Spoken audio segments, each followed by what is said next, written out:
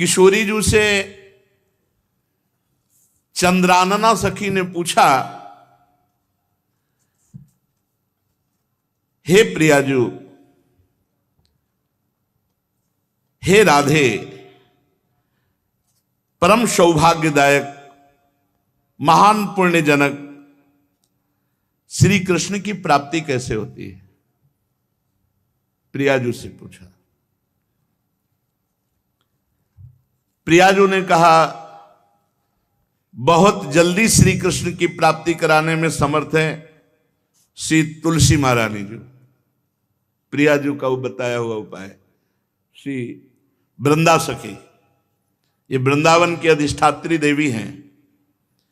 ये वृंदावन की पूरी व्यवस्था को देखती हैं। प्यारे जू के नित्य केली की व्यवस्था करती हैं और इनकी कृपा के बिना कोई वृंदावन में प्रवेश नहीं कर सकता। ये हमारी प्यारी जू की प्रिय सखी वृंदा सखी श्री तुलसी महारानी जी। चंद्रानना सखी ने कहा कि परम सौभाग्यदम राधे महापुण्यम वरप्रदम श्री कृष्ण श्यापि लभ्यर्थम, तो उनका तुलसी सेवनम मतम। मेरे मत में यदि तुलसी जी की सेवा की जाए, तुलसी जी का यदि स्पर्श हो जाता है, तुलसी जी का नाम कीर्तन किया जाता है, तुलसी जी को प्रणाम किया जाता है, तुलसी जी का वृक्ष लगाया जाता है, तुलसी जी को जल अर्पित किया जाता है और तुलसी दल से नित्य भगवत सेवा की जाए, तो बहुत जल्दी श्री कृष्ण प्रसन्न हो जाते हैं। प्रतिदिन जो तुलसी जी की भक्ति करता है, तुलसी का पौधा रोप करके तुलसी जी का सिंचन करना, तुलसी जी को तिलक लगाना, तुलसी जी को माला पहनाना, तुलसी जी की परिक्रमा करना, तुलसी जी को प्रणाम करना, वो कोटि सहस्त्र युगों तक ऐसा महान सुकृत होता है कि भगवान श्री कृष्ण के नित्य समीप रहता है जो तुलसी जी की सेवा करता है। जब तक मनुष्य की लगाई हुई तुलसी की शाखा प्रशाखा बीज पुष्प सुंदर दल से तुलसी जी सुशोभित होती है, तब तक हजारों कल्पों में श्री हरिधाम में रहते हुए उसका कभी पुण्य नष्ट नहीं होता। जैसे एक दिन तो 1000 कल्प, 2 दिन 2000 कल्प वो भगवान के नित्य धाम में महान सुकृत के बल से भगवत धाम में रहेगा, जो तुलसी जी का पक्का मान लीजिए। जब स्वयं में थे तो तुलसी जी रोपण करके तुलसी जी का एक वन लगाया था और रोज नवीन नवीन मंजरी तुलसी दल लेकर प्रभु के चरणों में, कहीं न कहीं तुलसी जी की कृपा हुई। वृंदावन, ये वृंदा अधिष्ठात्री देवी वृंदावन की है, इनकी कृपा के बिना। हे चंद्रानने, संपूर्ण पत्रों और पुष्पों को जो उतार करके सम्मान पूर्वक पहले प्रार्थना करनी चाहिए। हे वृंदा देवी, हे तुलसी जी, भगवान श्री हरि की पूजा के लिए या प्रियाजू की पूजा के लिए हम आपके कुछ मंजरी कुछ दल लेकर के सेवा करना चाहते हैं, आप कृपा करके मुझे दीजिए, और फिर उतार लें। ऐसे नोचना नहीं, बहुत सम्मान से बहुत प्यार से, तो तुलसी जी प्रसन्न होते हैं। जो मनुष्य तुलसी दल से श्री हरि की पूजा करता है, कोई भी पाप उसका स्पर्श नहीं कर सकता। पूर्व में किया हुआ कोई भी पाप उसको दंड नहीं मिलेगा, जो तुलसी जी की आराधना नित्य करता है। अब इतना जल भी ना चढ़ा दे, मार पुण्य हो जाए और तुलसी जी अंतर ध्यान।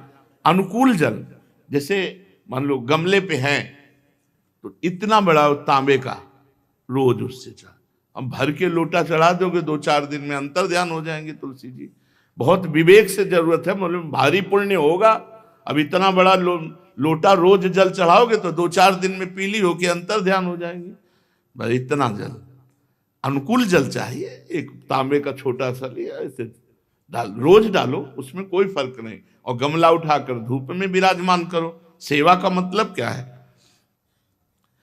जो तुलसी जी को जल अर्पित करके तुलसी जी की सेवा करता है, हरि चिंतन करता, कभी कोई पाप उसका स्पर्श नहीं कर सकता।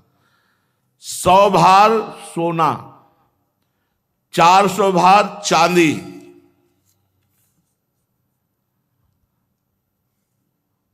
का जो दान करने का फल होता है, वो एक तुलसी दल उतार, जो अपने द्वारा लगाई हुई तुलसी दल, वो हरि के चरणों में अर्पित करो। ये 100 भार सोना और चांदी बराबरी नहीं हो सकती।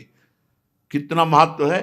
जो रोज तुलसी दल चयन कर, द्वादशी को ना चयन करे, द्वादशी को मतलब बहुत बड़ा अपराध लगता है तुलसी दल का, इस मतलब तुलसी के वृक्ष का भी स्पर्श न करे। प्रणाम नमस्कार दूर से, एक भी दल नहीं टूटना चाहिए। द्वादशी को ऐसा हमने महापुरुषों से सुना है कि मंजरी और पत्र उतारना ये ठीक नहीं, बिल्कुल नहीं ठीक है। ब्रह्म हत्या का फल लगता है, अगर जो पाप लगता है अगर कोई द्वादशी को तुलसी चयन, बहुत सावधानी से।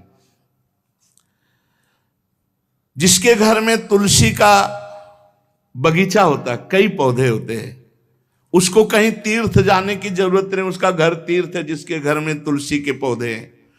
और यमराज कभी उस घर में किसी भी मरने वाले को लेने नहीं आएंगे। जिसके घर में तुलसी, लगा लो भैया तुलसी लगा लो घर में, काहे कोई यमराज को आने दोगे। सबके घर में तुलसी, कितना सुंदर पहले था।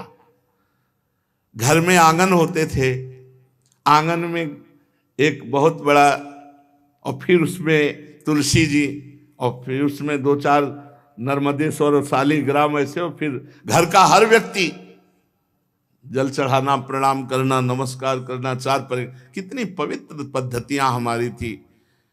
जब रसोई बने पहली गाय के लिए, फिर कुछ पक्षियों के लिए, फिर कोई संत महात्मा, कोई भिक्षु, ऐसा कितना पवित्र व्यवहार। अभी यहाँ जैसे हमने देखा है, ये रसोई बन रही ना तो धुआं नहीं खत्म होने पाता, वो ही सब अपवित्र किए हुए हैं, राक्षसी बुद्धि आती चली जा रही। तुलसी जी, ये भागवती को वस्तुएं, हमें लगता है बालकनी तो होती ही, बढ़िया बालकनी में एक ऐसा उठाने धरने वाला स्टैंड लोहे का रखो कि तुलसी जी को विराजमान कर दो। जिसके घर में तुलसी जी विराजमान होती, उसके घर में यमराज कभी नहीं जाते। जो तुलसी जी का सेवन करता है उसकी सारी कामनाएं तुलसी जी पूर्ण कर देती हैं। तुलसी जी को लगाना, तुलसी जी का पालन करना, तुलसी जी को सिंचन करना, तुलसी जी का दर्शन करना, तुलसी जी का स्पर्श करना, मनुष्य के द्वारा जो मन, वाणी और शरीर से पाप हो गए सबको तुलसी महारानी क्षमा कर देती है, दग्ध कर देती है। पुष्कर आदि तीर्थ, गंगा आदि परम पावन नदियां, ये सब जो स्नान आदि अवगाहन आदि करने का फल देते हैं, वो केवल तुलसी जी घर में विराजमान है उसको फल मिल जाएगा। कितने बढ़िया। जो तुलसी जी की नवीन मंजरी प्रभु के चरणों में अर्पित करके प्रणाम करता है, वो चाहे कितना भी अपराध किए हो, वो कभी यमपुरी को नहीं देखेगा, कभी यमराज के पास नहीं जाएगा। जो मनुष्य तुलसी काष्ठ का घिसा हुआ चंदन लगाता है, उसके सारे संचित भस्म हो जाते हैं, और क्रियमाण जो वर्तमान, वो कभी उसको बांध नहीं सकते। तुलसी जी का काष्ठ का घिसा हुआ चंदन। जिसके घर में तुलसी की छाया होती है, वहां पितरों को अपने आप कल्याण प्राप्त हो जाता है। जो श्राद्ध करने से लाभ मिलता है पितरों को, घर में तुलसी लगा के, जो तुलसी की छाया, बड़ा वृक्ष, पितरों को तृप्ति मिलती है। चतुर्भुज ब्रह्मा जी सारंग धनवा श्री हरि के महामहिम स्वरूप की अनुभूति करने के लिए भी कहा है कि तुलसी जी का महान महात्म्य है। अगर तुलसी जी का सेवन करे तो भगवान श्री हरि की महिमा को जान जाएगा। स्त्री हो या पुरुष, पुरुष नपुंसक नारीवा जीव चराचर कोय, सर्व भाव भज कपट तज मोह परम प्रिय सोय। शरीर वर्दी है, हमारी पोशाक है, हम सब एक हैं, आत्मस्वरूप है, कुछ अलग नहीं है। शरीर केवल पांच भौतिक है तो सबका पांच भौतिक है, उसमें चिन्ह है स्त्री पुरुष के, बस इसके लिए भगवान की आराधना निषेध थोड़ी है। जो स्त्री या पुरुष श्री तुलसी जी के काष्ठ के मन के बना के, जैसे छोटी कंठी या बड़ी माला धारण करता है, श्री कृष्ण उसके बस में हो जाते हैं। यह है तुलसी जी की महिमा। परम सुहाग श्री कृष्ण मिल जाते हैं, और कौन सी भी हमें उपलब्धि चाहिए। हे गोपनंदिनी, तुलसी जी का सेवन करने से श्री कृष्ण वश में हो जाते हैं।